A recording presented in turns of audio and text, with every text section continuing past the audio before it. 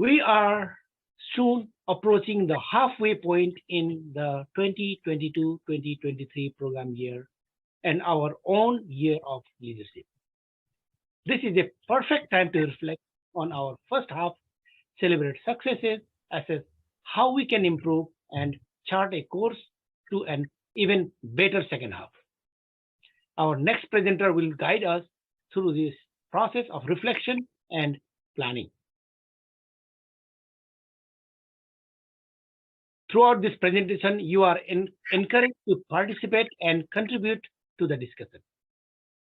Our presenter, Distinguished Toastmaster Harold Osmundson, is a past international director and an enthusiastic member of Toastmasters for over 12 years.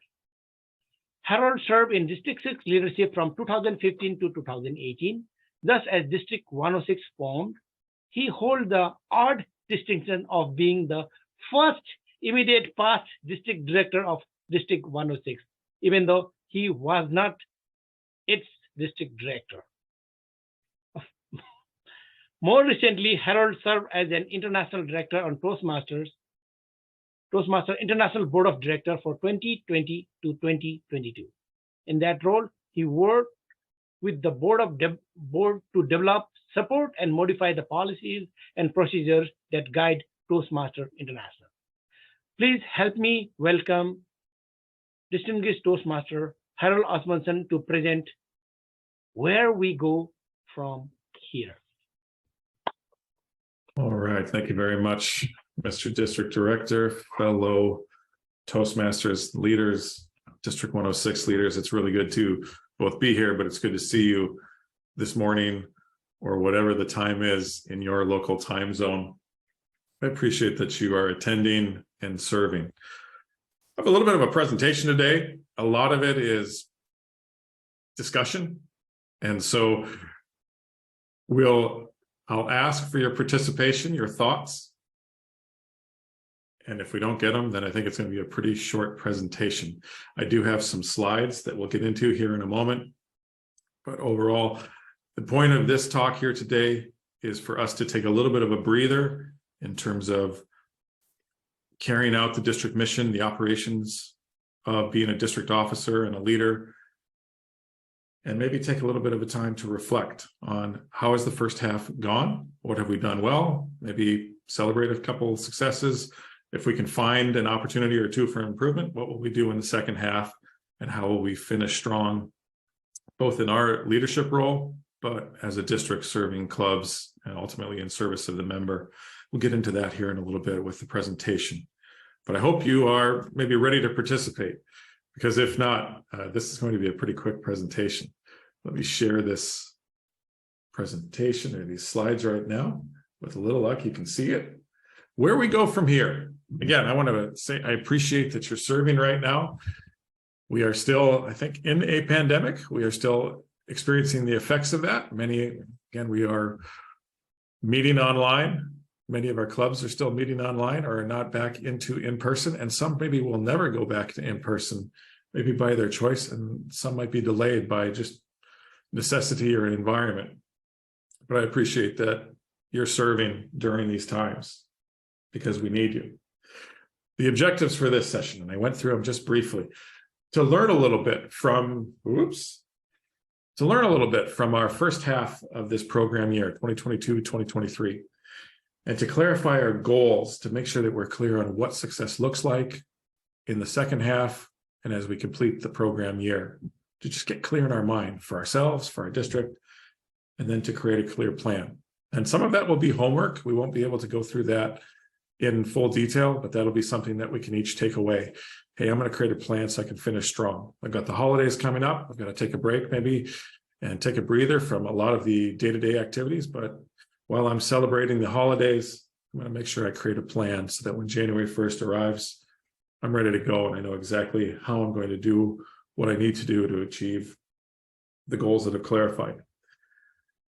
The agenda really kind of follows that. Let's take a little bit of time through discussion to reflect on that first half. Not quite over yet, but I think in spirit, it's getting pretty close to that. I really feel like once Thanksgiving arrives, it's time to kind of start doing some other things for the remainder of the calendar year. Doesn't mean we neglect our responsibilities, but it means that we start focusing a little bit more on finishing the year, celebrating with friends and family. Well, we can celebrate some successes as well. We can identify some opportunities for improvement. We'll do this in one shot through some discussion here in a moment. And then again, we'll chart a course for the second half through discussion as well. Let's begin by reflecting a little bit, by taking a look in the rear view mirror, or the current day, but also the rear view mirror. You know, as this visual shows, when we look forward through the dash, really just through the front window, not everything is so clear, but when we look in the rear view, it often is clearer than what we see ahead of us. And I think that's true in life and just about every experience.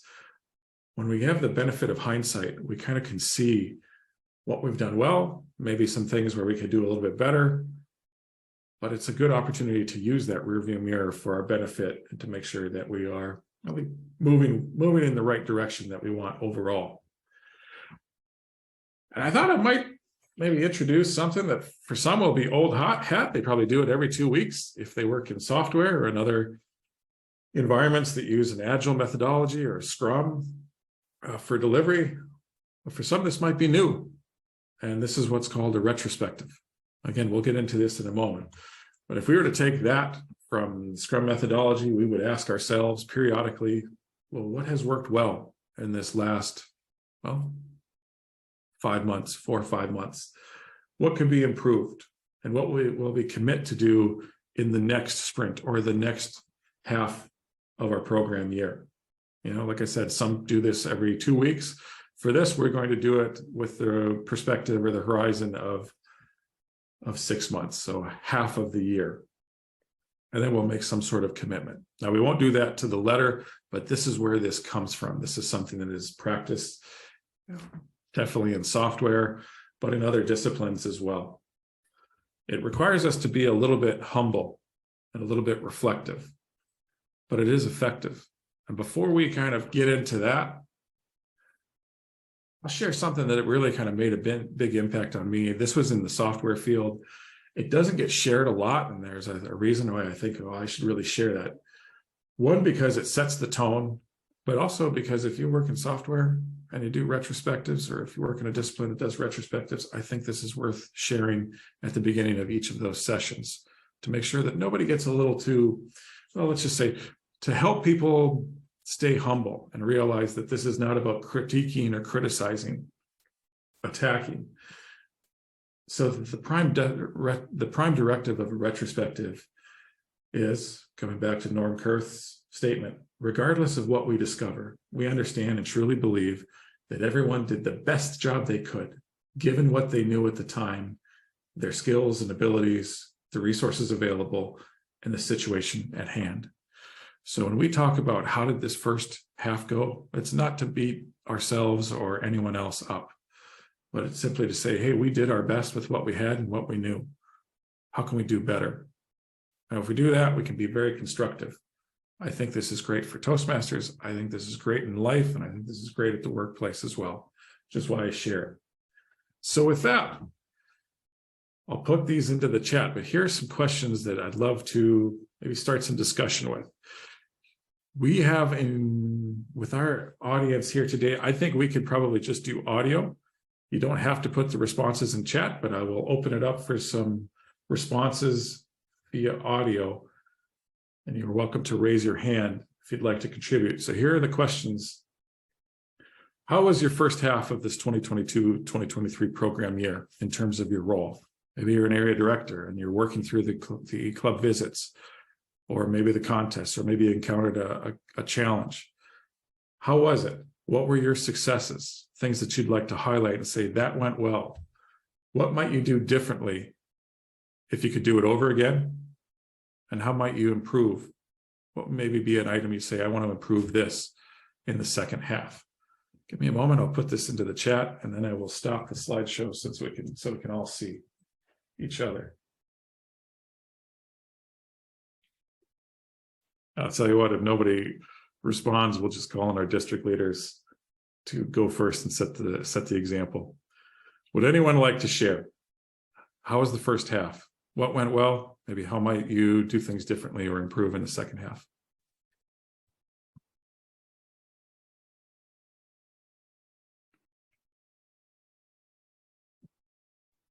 Ashok, thank you very much for having the courage to go first. Thank you, Harold. That was a fantastic presentation, and the way you related to this Scrum retrospective was great.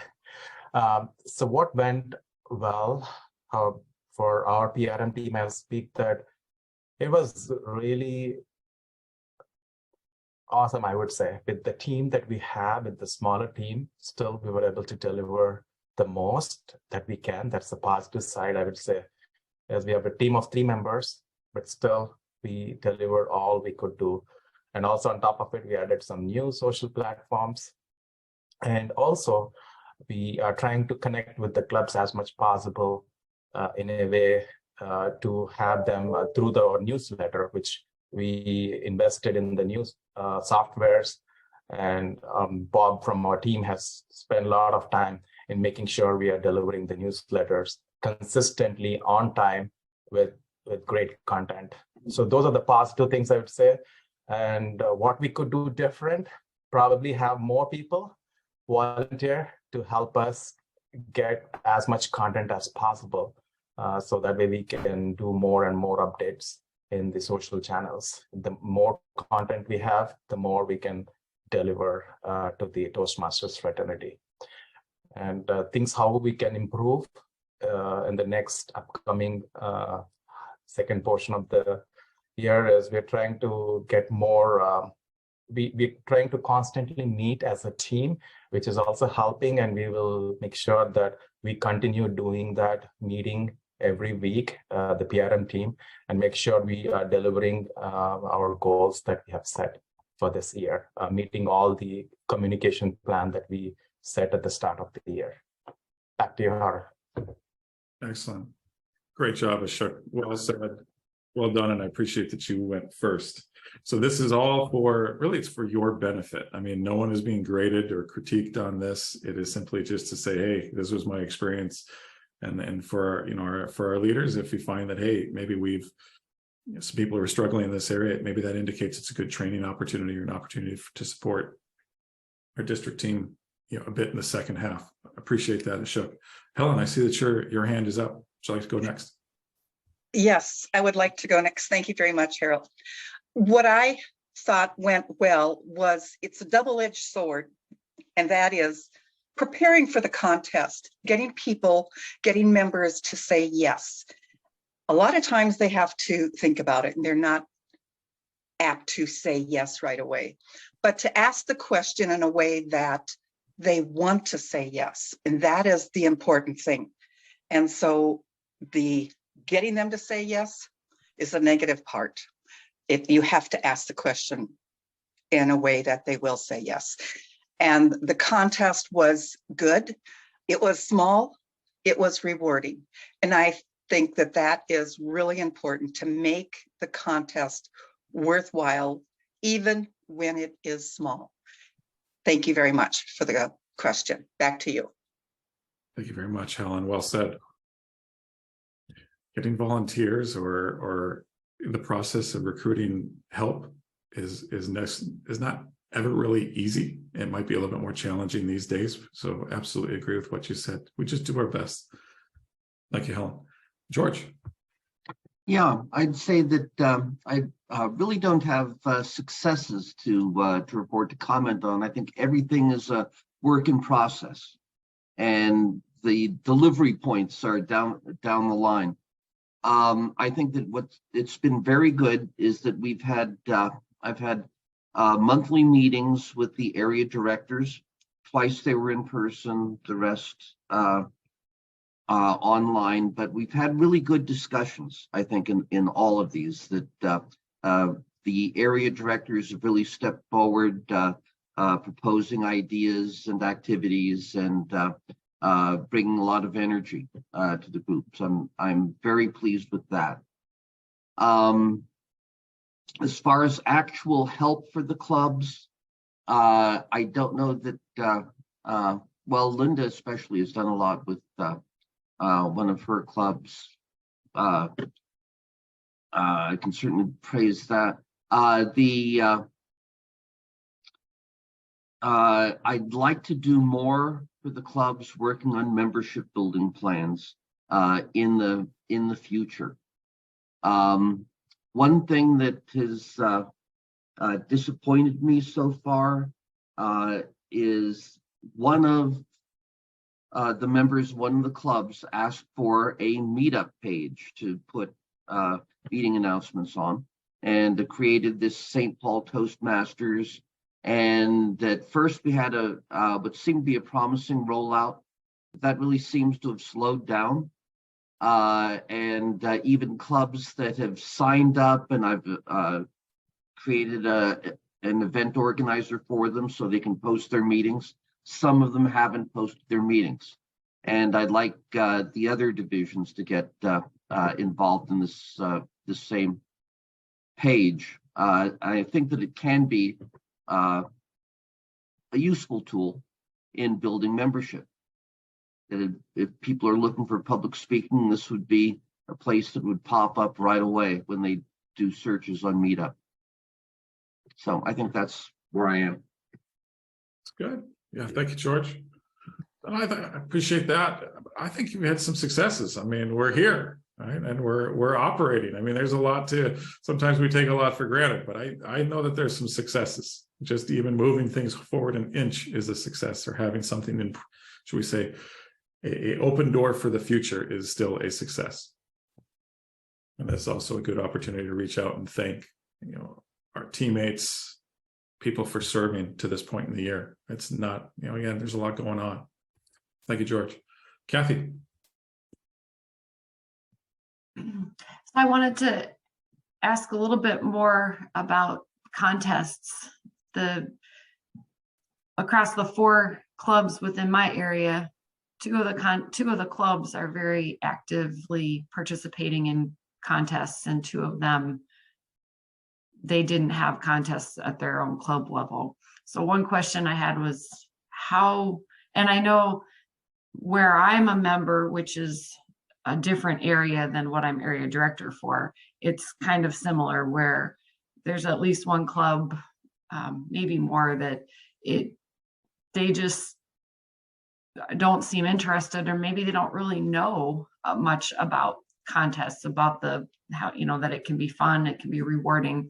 I think they haven't participated for a while in contests, so they're just not into that rhythm. I don't know how to. I would look for ideas in how to better communicate the benefits of doing a club level contest to spark a little more enthusiasm or awareness, at least. That's a question. I would be happy to get more input, maybe, not right here, but just looking for ideas that could be sent my way. Yeah, thank you, Kathy. And this is, we'll certainly have an opportunity for that in the presentation, but certainly offline as well.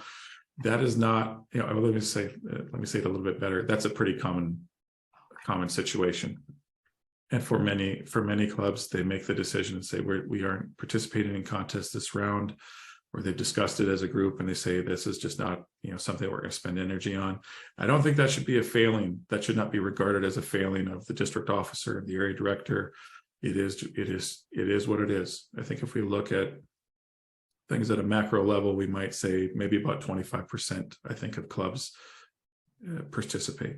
So that might be an opportunity. Hey, I'd love to see that. Let's see this club experience the benefits of a club contest or competing in an area contest.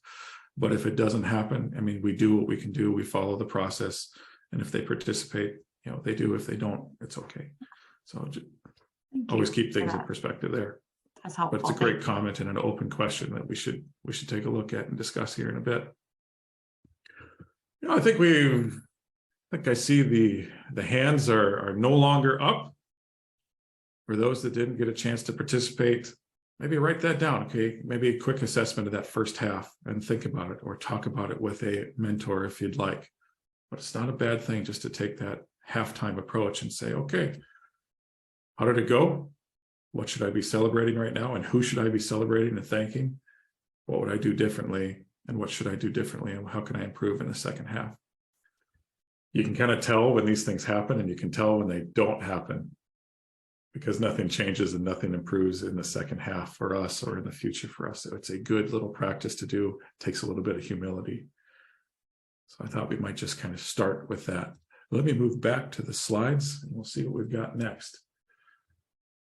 I didn't want to spend too much time on this because you may have just covered in your district executive committee meeting, but just to kind of review, if it wasn't well known, kind of how is District 106 doing? It's not my part to go through this with any sort of, again, critique, but I have to tell you, I think District 106 is doing quite well relative to the rest of the world and doing well within Region 4.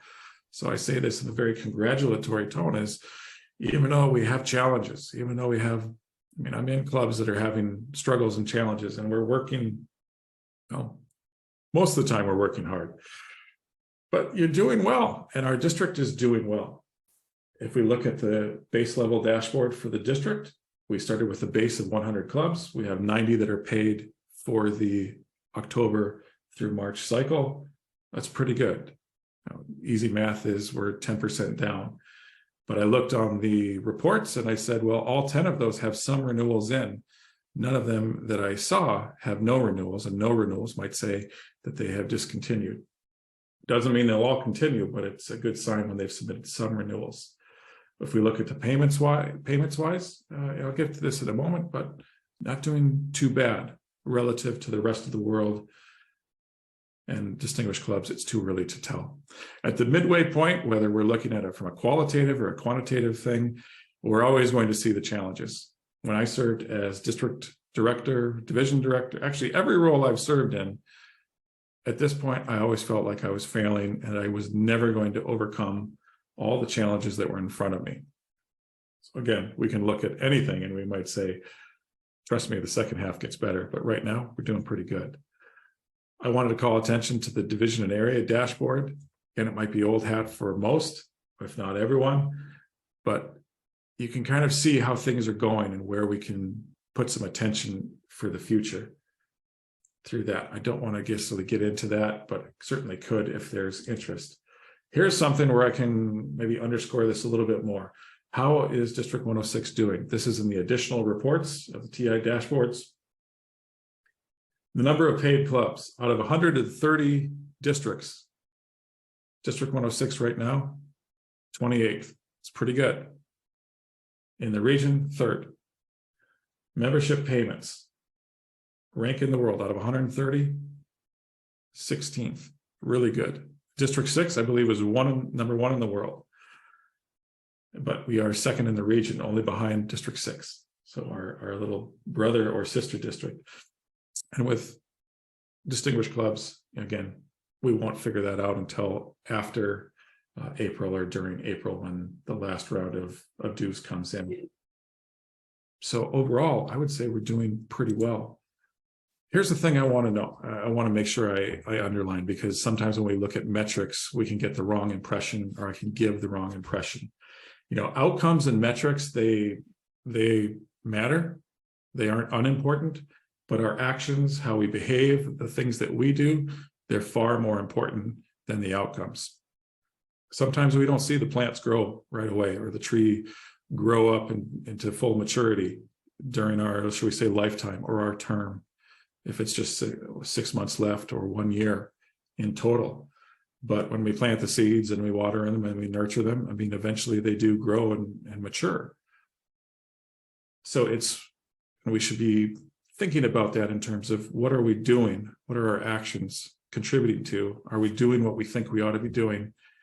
And we let the numbers and the score take care of itself, as Bill Walsh would say. I'm going to post some of the links into the chat to the dashboards if you are interested in looking at that more, but I don't necessarily want to go into it in detail and take more time with it. Related to the idea of outcomes matter, but our actions matter more. Quick story, and this comes from the college football area. This is Nick Saban. Love him or hate him, head coach of the Alabama football team. I actually didn't really love Nick Saban up until about a year ago when I started kind of studying him and to figure out, why is he so successful? Why is just about every team that he coaches at some, whether it's an assistant or a head coaching gig, why is that team almost always successful? And how does he now have the most college football championships in history, more than Bear Bryant? I mean, I don't know that his record will get touched. It's possible, but doesn't seem likely for the foreseeable future. Well, he believes in the process. He believes in what we do is far more important than the outcome. It's very similar to John Wooden in college basketball, the winningest coach in basketball. And he said he didn't really care about the outcome or the score. What he cared about was, what are we doing? Are we giving our best with what we have? Are we playing and maximizing our potential? And Nick Saban snapped back at a reporter during a press conference when they were talking about Alabama's wins and Alabama's loss. And he said, look, I've said it a million times. I'll say it one more time. Outcomes are a distraction. And it doesn't mean it's not important, but if we focus on outcomes and we get fixated on those, we're going to get distracted from the things that we need to be doing and that we should be doing to be successful. So whenever we look at metrics, whenever we look at outcomes or results, I go back and I think about Nick Saban saying they're a distraction. It's good to keep an eye on them. They do matter, but don't get so fixated that you forget about the things that you need to be doing. And with that, maybe we'll just kind of exit the area of metrics, but I overall want you to say that what you're doing is working pretty well. So keep it up, and let's figure out ways to maybe do it better, do more, strengthen what we can, but always keep things in perspective. So now let's look forward. We won't look in the rear view anymore, but instead look down the road at the remaining part of 2022, 2023. Technically, we do have, 7.5 months left. That's a lot of time. We can start a new club. I used to say we could start a new club in about 3 months. So that means we should be able to revive, rejuvenate, and help clubs rebuild in about that time. Although it can take a little bit of extra work just to help get the spirits of the individuals and the leaders up when they've had a little bit of a tough go for the last couple of years, to be honest. But there's a lot that we can do in 7.5 months if we're focused on the right things. And we've got some discussion coming up. So here's the open question. And I will post this into the chat. I'll stop the show, have a slideshow, and let's discuss. What does success look like for your role, or your area, division, your district on June 30th, 2023. I think I have one more slide that I want to share just to kind of help us flesh this out in terms of when we look at what success might look like. It's not just numbers, and it might not be numbers. There are other dimensions that I think are important that we all look at. First, your growth as a leader. What does success look like in terms of you growing as a leader, both in Toastmasters and outside? We want to make sure this is valuable to you. The health and the success of the clubs that you serve. Again, it might be in the area, division, district overall. Succession. What does success looks like in terms of having somebody to follow in your footsteps to succeed you as area director, division director, or district leader in the top 3? It'd be good to have one. And then finally, any recognition in the district recognition program. And that means the distinguished area, division, or district programs. Do you want to have a distinguished area, division, or district? What does success look like in these areas? And with that, why don't I stop the show? And if we have any brave participants who'd like to share what success looks like to them. I don't think there are any wrong answers here.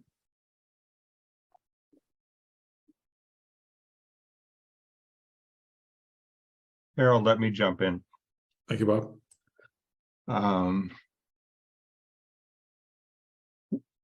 It's my belief that we're facing a transition year where the clubs are going to be making a lot of choices, whether they're going to be in person, hybrid, or continue on as they are. For me, the foundation of success for the year is making sure that whatever decision those clubs make, that they have a solid foundation of their own to build on. We're starting to see some people coming back in, some interest again in Toastmasters, which hopefully says that COVID is over and people are starting to feel the need to be able to stand up and get in front of people again. And I'm encouraged and excited about that. I mean, obviously, the metrics that we have are designed so that we not only are successful ourselves in whatever position we are, but also that the clubs are stronger. For me, a successful year is if all my leaders grow and my clubs have a solid foundation and are turned around and headed in the upward direction rather than kind of in the weeds, fluttering there or sliding downhill. That was excellent. Well said, Bob. Thank you for sharing. Thank you for going first. Sue. I thought I was being somewhat successful until an incident happened with one of my members, and she comes from a different culture, and I tried to make a club understand that there were cultural differences and there was no right or wrong. And there were several members who did not want to try to see a different perspective. And I felt like I failed that way. And the member ended up dropping out. And I don't know what else I could do. And I still don't know what else I could have done to prevent her dropping out. She was very energetic, very good speaker.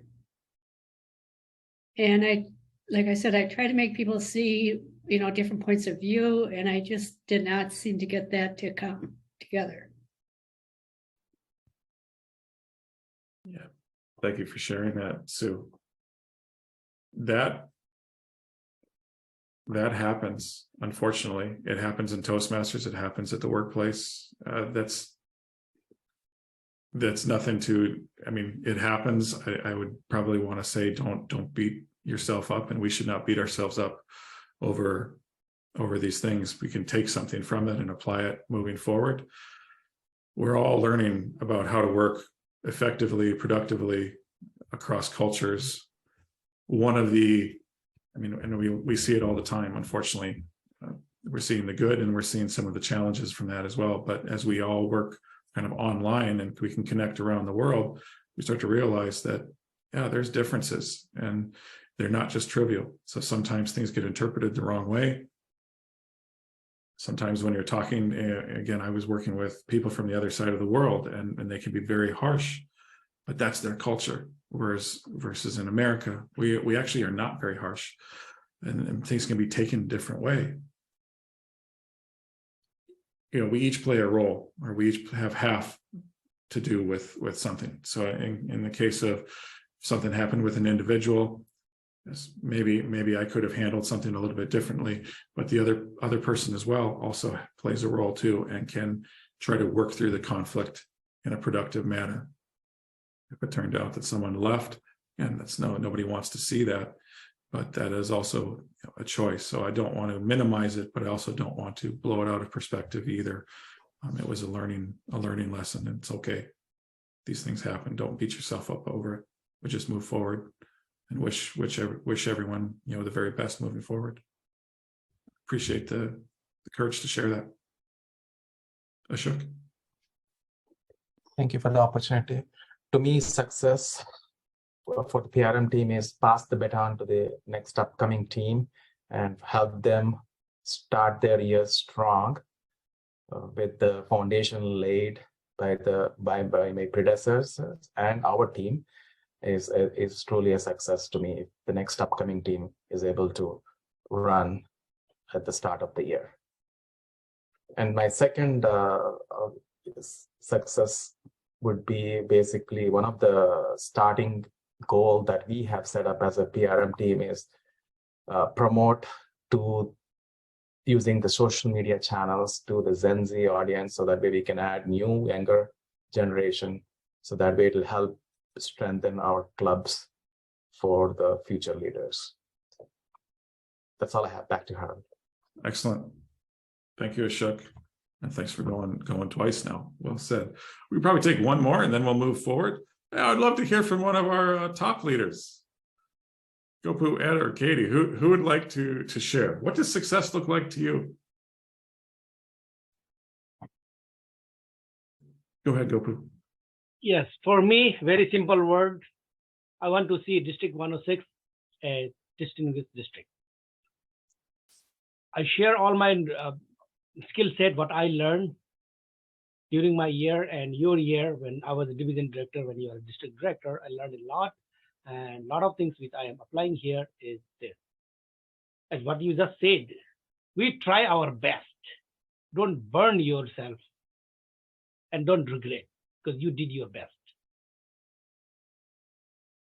Result will distract.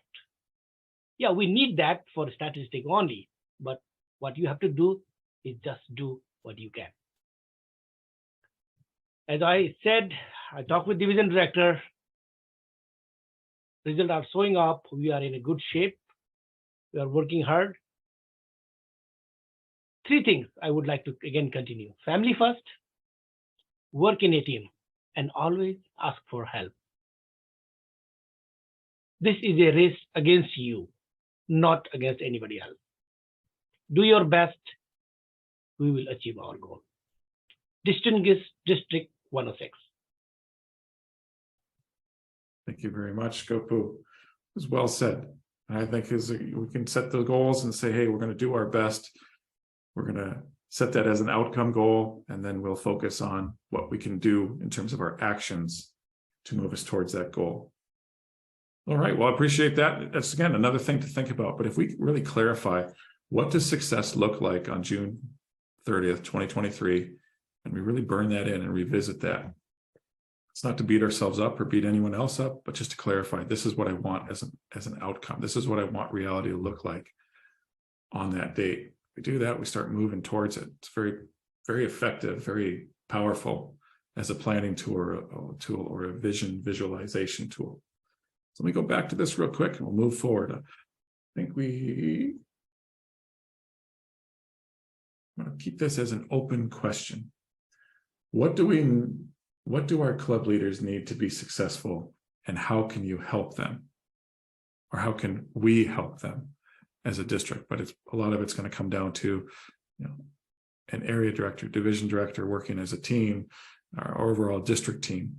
How can you help them? And does anyone have a idea here? Maybe take one or two quick responses. What do our club leaders need to be successful? How can we help them?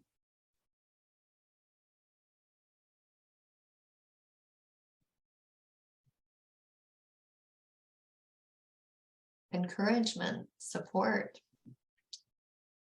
Was that you, Katie? Yes.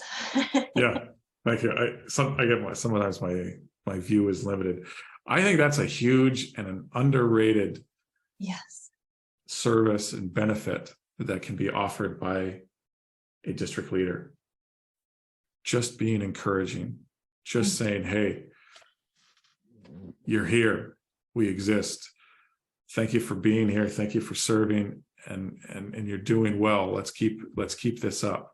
Or to compliment and thank and recognize them for the smallest of achievements, and to just be, I guess, grateful for that.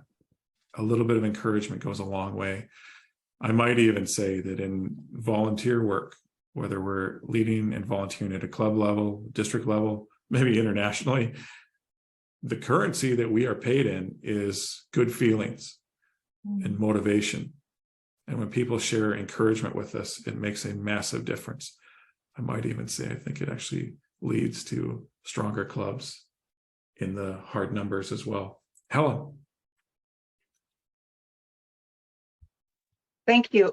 One of the things that I think that leaders need is the recognition. Yeah.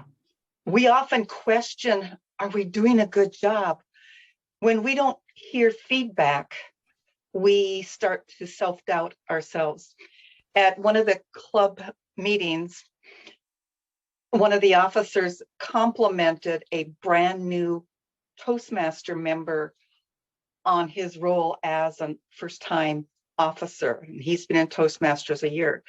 The seed was planted for him to consider being the club president next year.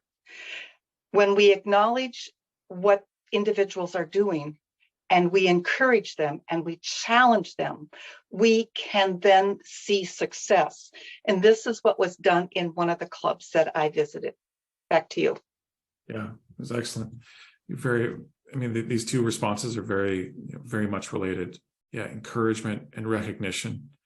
It makes a huge difference. And if I go back in my history, if I didn't receive just a little bit of encouragement and recognition here and there, I probably would not have continued or persisted or invested so much. And I would say that I would take a guess that for most of us on this call, that's true as well. Someone did something small for us and it mattered.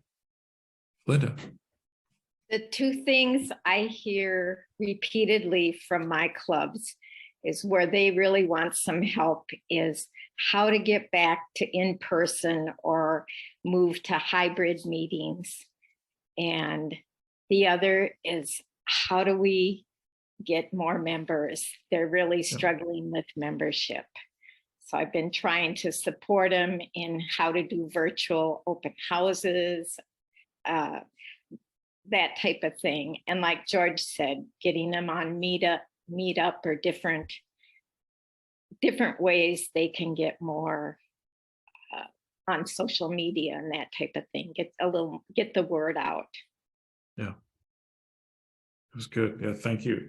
And I think these are pretty key challenges. Membership is a perennial challenge, and the additional challenge, which is not trivial at all. Neither of them are trivial, but moving back to in-person or finding a location and or dealing with hybrid.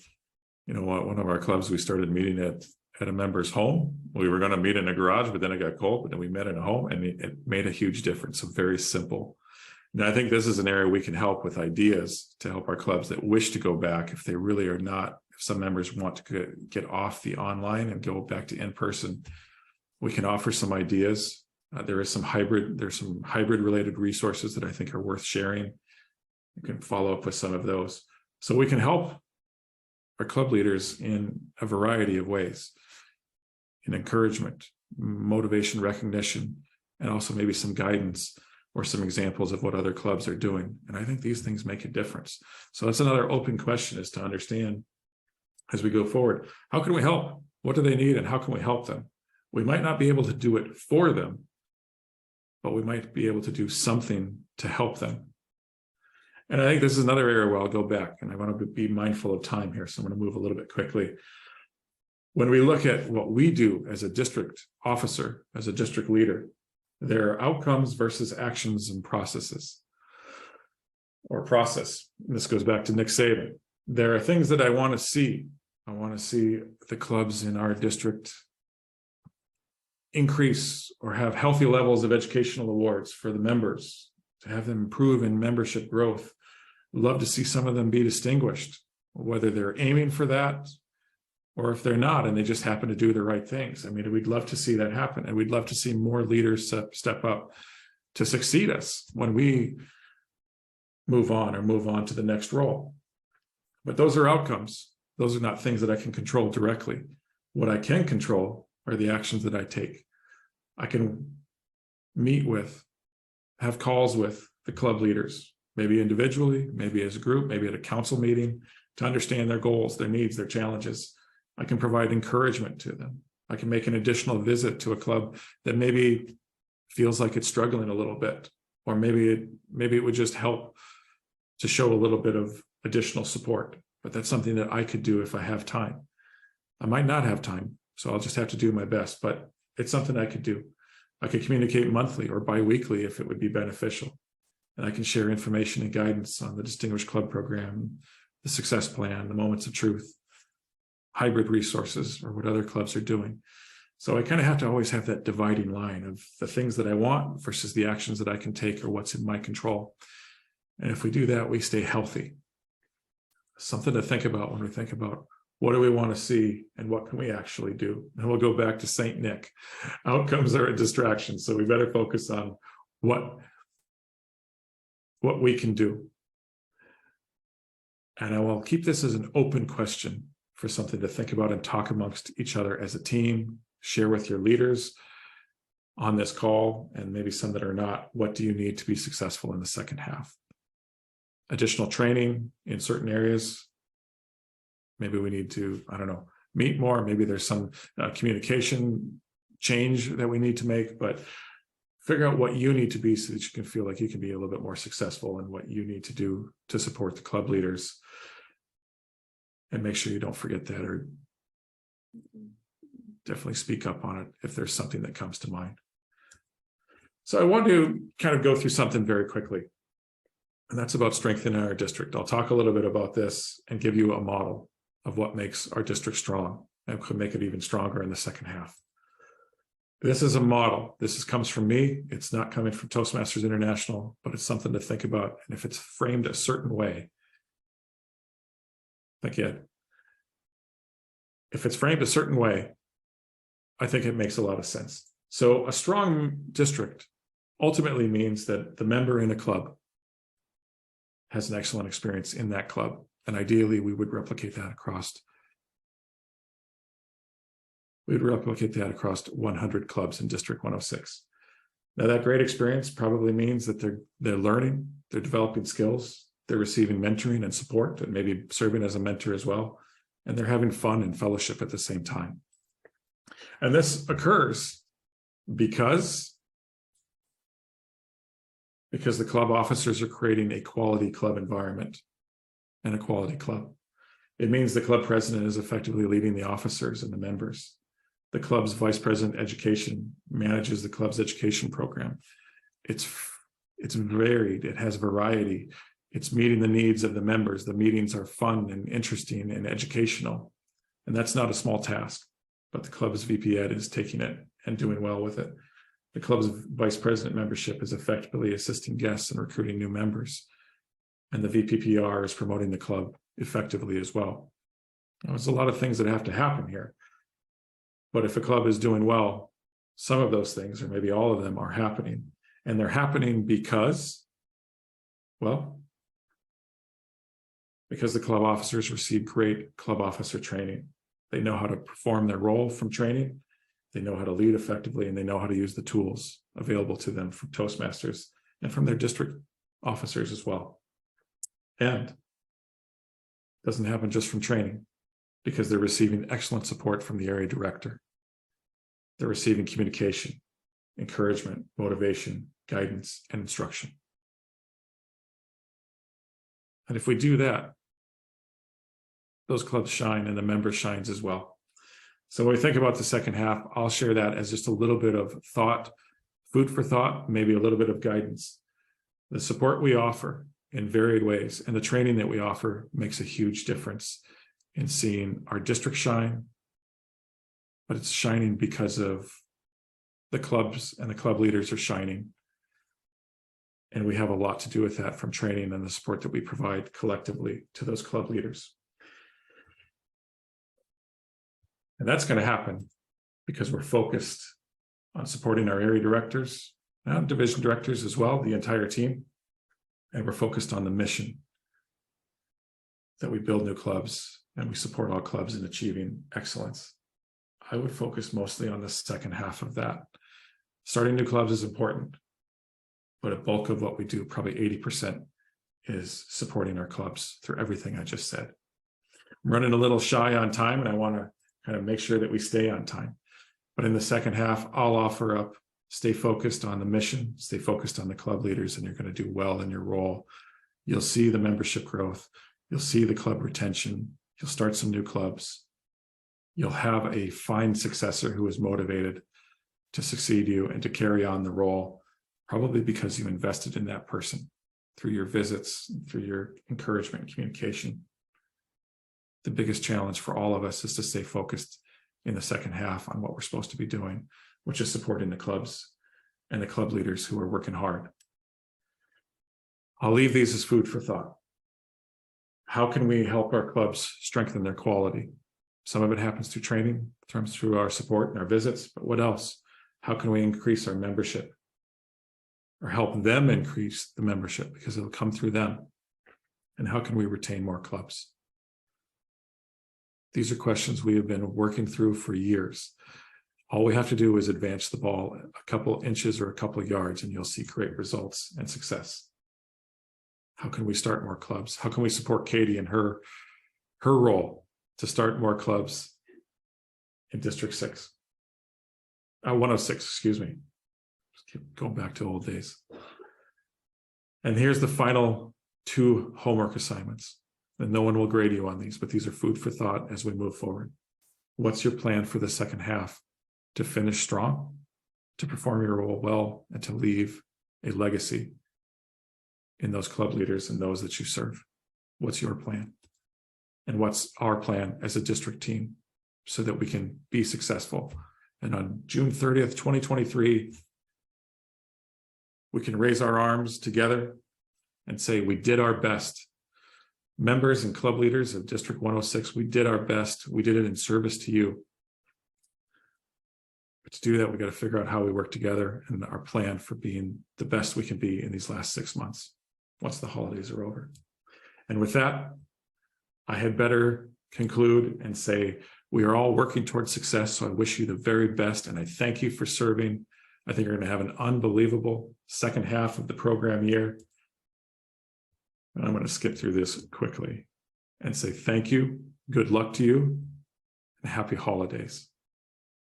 It's been a pleasure to be here. I wish you the best. I'm not too far away, so let's keep in touch. Mr. District Director, I return control to you. Thank you. Thank you so much. Well, it's so inspiring. I hope all my district officers are really listening to this from heart. Again, don't burn yourself up, but do your best. This recording is going to be shared with all our district officers. And let's see, and area directors who are here, please follow up what is said. It's race against yourself. Do your best. Thank you, Harold. And I would like to give back to our PQD.